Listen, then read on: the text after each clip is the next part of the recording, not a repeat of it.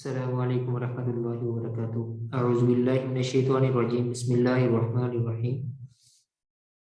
لیس البر ان تولوا وجوہکم قبل المشرق والمغرب ولكن البر من آمن باللہ والیوم الآخر والملائکۃ والکتاب والنبیین وآتى المال على حبه ذوي القربى واليتامى والمساكين وابن السبيل والسائلين وفي الرقاب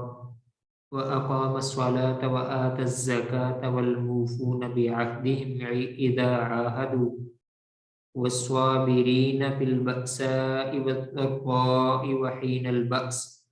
أولئك الذين صدقوا وأولئك هم المتقون۔ اللہ تعالیٰ فرماتے ہیں لیس البر ان تولوا وجوہکم، نہیں ہے نیکی ان تولوا یہ کہ تم پھیر لو وجوہکم اپنے چہروں کو قبل المشرق والمغرب مشرق اور مغرب کی طرف، ولکن البر من آمن باللہ والیوم الآخر، اور لیکن حقیقی نیکی وہ ہے اس بندے کی ہے من آمنا جو ایمان لایا باللہ اللہ کے ساتھ، والیوم الآخر آخرت کے دن کے ساتھ، والملائکۃ فرشتوں کے ساتھ، والکتاب کتابوں کے ساتھ، والنبیین نبیوں کے ساتھ، وآت المال علی حبہ اور اس نے دیا اپنے مال کو اس اللہ کی محبت میں، ذوی القربى قریبی رشتہ داروں کو، والیتامی یتیموں کو، والمساکین اور مسکینوں کو، وابن السبیل اور مسافروں کو، والسائلین اور سوال کرنے والوں کو، وفی الرقاب اور گردنیں چھڑانے والوں کو، غلام آزاد کرنے والوں، وَأَقَامَ الصَّلَاةَ اور نماز قائم کی، وَآتَى الزَّكَاةَ اور زکوٰۃ ادا کی، وَالْمُوفُونَ بِعَهْدِهِمْ اور اپنے وعدوں کو پورا کرنے والے ہیں، اِذَا عَاهَدُوا جب انہوں نے وعدہ کیا، جب انہوں نے وعدہ کیا اور اپنے وعدوں کو وہ پورا کرنے والے ہیں، وَالصَّابِرِينَ اور صبر کرنے والے ہیں، فِي الْبَأْسَاءِ وَالضَّرَّاءِ، فِي الْبَأْسَاءِ یعنی تنگی میں، مالی تنگی میں، والضراء اور بدنی تکلیف میں، بأسا کہتے ہیں مالی تنگی کو اور والضراء کہتے ہیں بدنی تکلیف کو، وحین البأس اور لڑائی کے وقت، یعنی مالی تنگی میں بھی صبر کیا، بدنی تکلیف میں بھی صبر کیا، اور جنگ میں لڑائی میں بھی انہوں نے صبر سے کام لیا۔ اولئک الذین صدقوا یہی لوگ ہیں جنہوں نے سچ کہا ہے، جو سچے ہیں، وَأُولَئِكَ هُمُ الْمُتَّقُونَ یہی متقی لوگ ہیں، یہی پرہیزگار لوگ ہیں، یہی تقوی اختیار کرنے والے ہیں، اور یہی لوگ ہیں جو ڈرنے والے ہیں۔ اس کے اندر اللہ تعالیٰ نے اس بات کی طرف اشارہ کیا ہے کہ تم اسی بحث و مباحثہ میں نہ پڑو، اسی کے اندر جھگڑا نہ کرو، اسی کی طرف تمہاری توجہ نہیں ہونی چاہیے کہ بیت المقدس کی طرف کیوں منہ کر کے نماز پہلے پڑھتے تھے، اب بیت اللہ کی طرف کیوں کر لیا ہے، اب ادھر منہ کیوں کر لیا، ادھر کیوں کر لیا۔ تم صرف اسی باتوں میں نہ لگے رہو کہ چہرہ کدھر کرنا ہے یا کدھر نہیں۔ حقیقی نیکی یہ نہیں ہے کہ تم اپنے چہروں کو مشرق و مغرب کی طرف پھیر لو، بلکہ حقیقی نیکی تو اس بندے کی جو اللہ اور آخرت کے دن پر ایمان لے کے آیا، جو فرشتوں پر ایمان لے کے آیا، کتابوں پر اور نبیوں پر ایمان لے کے آیا۔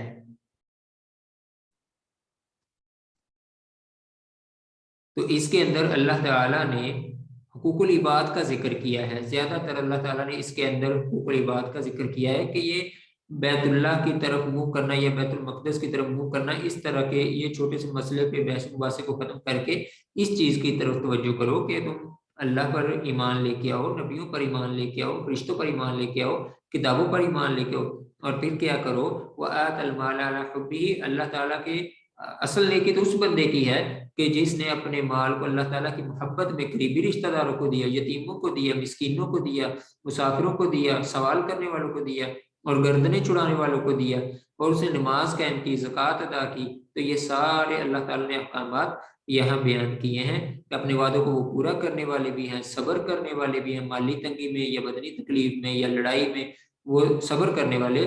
یہی سچے لوگ ہیں اور یہی پرہیزگار ہیں۔ تو گویا کہ اس آیت کے اندر اللہ تعالیٰ نے پرہیزگاروں کی، متقی لوگوں کی صفات بیان کر دی ہیں، ان کے اوصاف بیان کر دیے کہ متقی کون لوگ ہیں۔ اگلی آیت میں اللہ تعالیٰ فرماتے ہیں یا ایھا الذین آمنوا کتب علیکم القصاص कुतिब अलैकुमुल क़िसासु फिल क़त्ल अल हुर्रु बिल हुर्रि वल अब्दु बिल अब्दि वल उन्सा बिल उन्सा। अल्लाह ताला फरमाते हैं ऐ ईमान वालो, कुतिबा लिख दिया गया यानी फर्ज कर दिया गया है तुम पर, क़िसासु बदला, बदला तुम पर फर्ज कर दिया गया है, फिल क़त्ल लड़ाई में,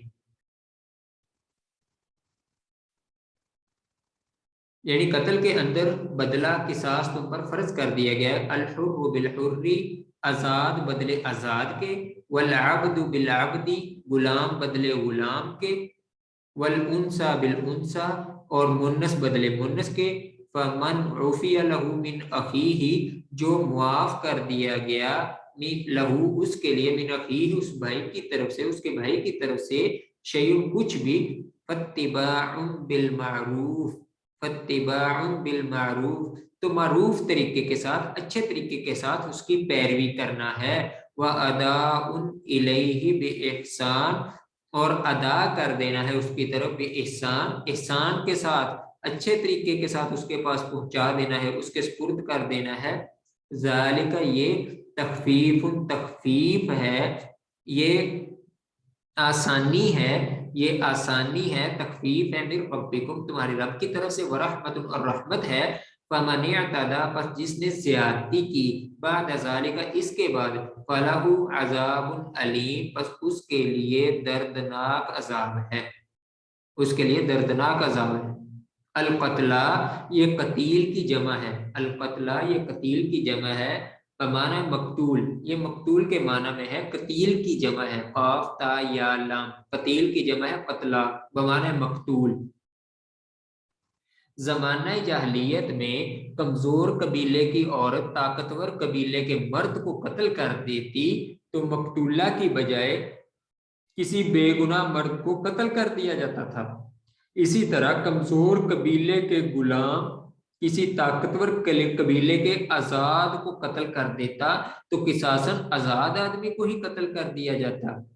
यानी गुलाम के बदले में आजाद को, आजाद के बदले में गुलाम को कत्ल कर दिया जाता था। इस आयत में उसकी तरदीद है, कोई मुसलमान किसी काफिर को कत्ल कर दे तो किसासन उस मुसलमान को कत्ल नहीं किया जाएगा, बस ये हद कायम कर दी है कि अगर मुसलमान किसी काफिर को कत्ल कर देता है तो किसासन मुसलमान को कत्ल नहीं किया जाएगा। इसके लेकिन इसके अलावा जो आजाद के बदले में आजाद ही और गुलाम के बदले में गुलाम ही, मर्द के बदले में मर्द ही और औरत के बदले में औरत को ही कत्ल किया जाएगा, किसासन उसी से बदला लिया जाएगा। सही बुखारी की ये 6915 नंबर रिवायत है। अब जो कहा गया है फमन उफिया लहू मिन अखीहि शैउन, जो मुआफ कर दिया गया उसके लिए मिन अखी, उसके भाई की तरफ से कुछ भी, तो इससे मुराद मकतूल के वरसा है। मकतूल के वरसा की तरफ से अगर कोई चीज कातिल को मुआफ कर दी जाती है तो फत्तिबाउन बिल मारूफ व अदाउन इलैहि बिइहसान, तो वो कातिल के घराने वाले को चाहिए कि वो अच्छाई के साथ उसकी इत्तिबा करे, पैरवी करे, उसकी बात को माने। अगर वो कुछ मुआवजा कहते हैं तो अदाउन इलैहि बिइहसान, तो अच्छे तरीके के साथ एहसान करते हुए जो है वो मुआवजा उनके सुपुर्द कर दिया जाए। मकतूल के वरसा को वो चीज जो वो मांगते हैं वो अदा कर दी जाए अच्छे तरीके के साथ। मुआफी की दो सूरतें हैं। पहली सूरत यह है कि दियत लिए बगैर मुआफ कर देना, दियत लिए बगैर मुआफ कर देना, कातिल को उसे दियत नहीं लेनी, बगैर दियत लिए कातिल को मुआफ कर देना। दूसरी मुआफी की सूरत यह है कि दियत ले लेना, पूरी या आधी, पूरी दियत ले लेना या आधी दियत ले लेना, यह भी मुआफी की दूसरी सूरत है। और अगर किसास की जगह दियत कबूल कर लें तो कातिल के कबीले वाले अच्छे तरीके से दियत अदा करें। अब चाहिए तो किसास है, लेकिन मकतूल के वरसा कातिल को या तो दियत लिए बगैर ही मुआफ कर देते हैं या दियत पूरी या आधी ले लेते हैं, किसासन उसको कत्ल नहीं करते, तो ये उनका उनके ऊपर एहसान है। तो फिर कातिल के घराने वालों को चाहिए कि अच्छे तरीके के साथ वो जितनी भी दियत मांगे तो उनको फौरन वो दियत अदा कर दी जाए। अहले तुरात के लिए किसास या मुआफी थी, दियत नहीं थी। अहले तुरात के लिए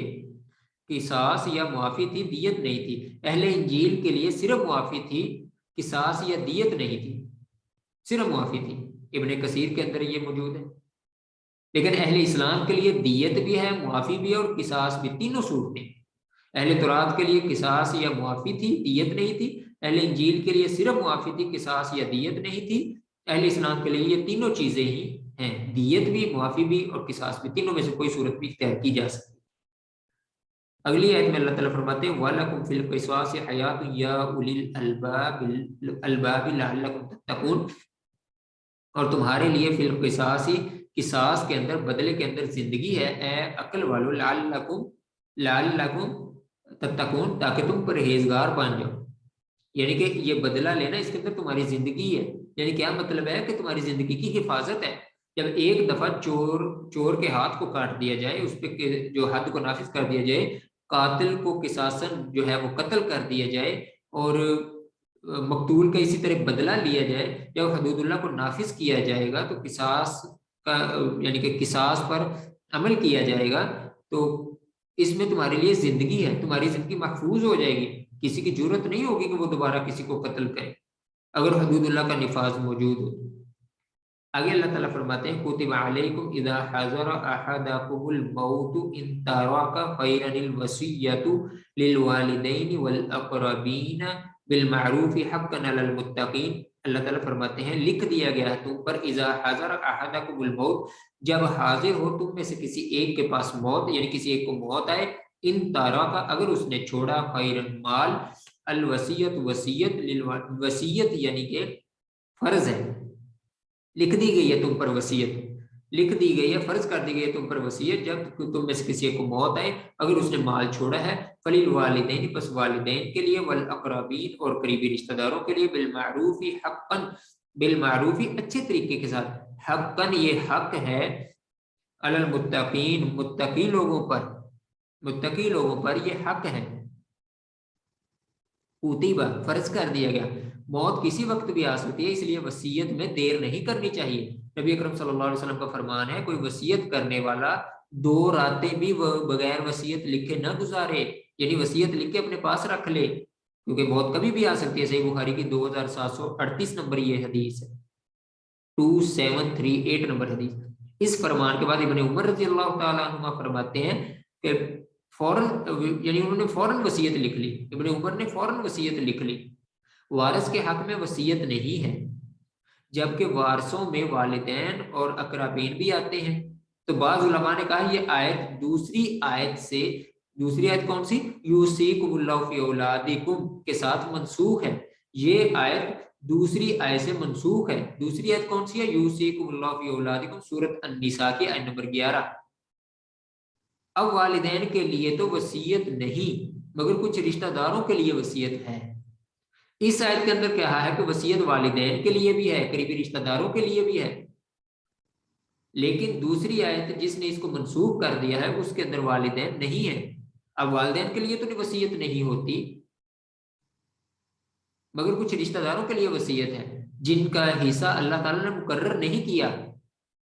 لیکن پھر بھی بندہ وصیت کر دیتا ہے کہ چلے اتنا مال جو ہے وہ غریب ہے، غربا ہے، تنگ دست ہیں، ان کو اتنا مال دے دیا جائے.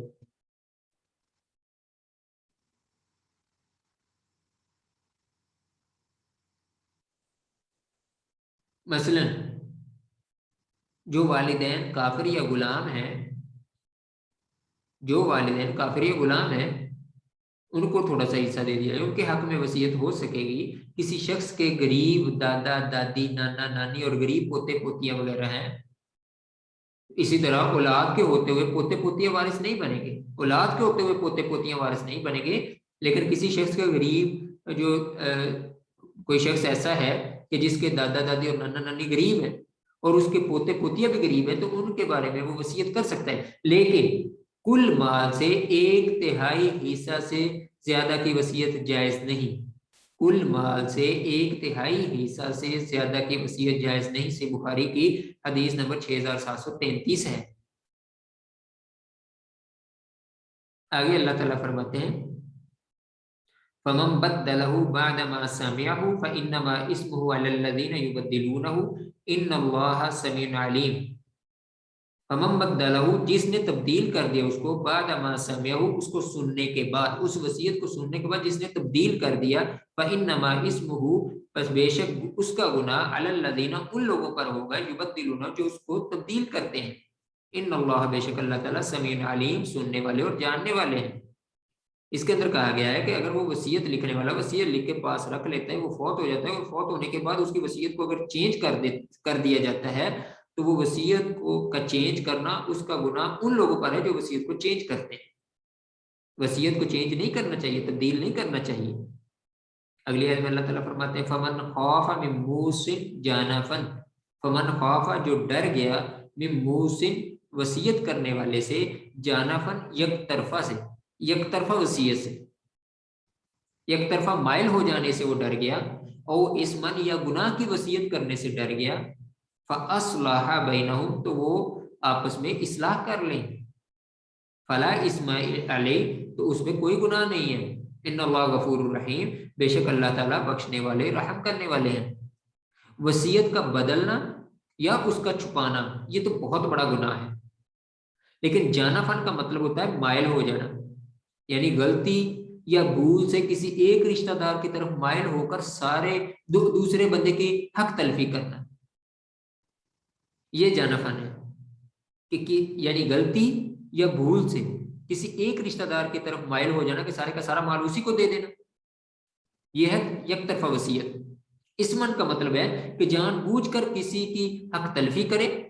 یا ناجائز کام کی وصیت ہو، مثلا کہے کہ جناب میرے فلاں اتنے مال سے شراب پلانے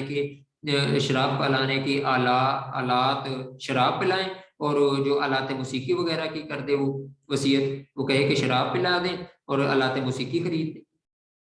تو فاصلح بینہم اگر کوئی سمجھا بجھا کر اسے اپنی وصیت میں مرنے سے پہلے تبدیلی کرنے پر آمادہ کر دے تو یہ جائز۔ فاصلح بینہم تو آپ اس میں اصلاح کر لینا، اس کا مطلب یہ ہے کہ مرنے سے پہلے کوئی بندہ اس کو سمجھائے کہ بھئی یہ تو وصیت غلط کر رہا ہے، اس طرح یک طرفہ وصیت نہیں ہوتی، سارا مال ایک کو نہیں دیا جاتا، اور یہ کہا جائے کہ بھئی گناہ کی وصیت نہیں ہوتی، تو اگر یہ پہلے سمجھا بجھا کر اس کو اچھے طریقے سے اس کی وصیت کو چینج کروا دیا جائے تاکہ گناہ نہ ہو اس بندے سے، تو اس نیت سے اگر چینج کروایا جائے تو پھر اس میں کوئی گناہ نہیں ہے، اس کو چینج کروانے میں کوئی گناہ نہیں ہے، یہ اس کے فوت ہونے سے پہلے ہو جائے تو یہ جائز ہے۔ ان اللہ غفور رحیم بے شک اللہ تعالیٰ بخشنے والے رحم کرنے والے ہیں۔ اللہ تعالیٰ سے دعا ہے اللہ تعالیٰ ہمیں قرآن مجید کو پڑھنے، سمجھنے اور اس پر عمل کرنے کی توفیق عطا فرمائے۔ السلام علیکم ورحمۃ اللہ وبرکاتہ۔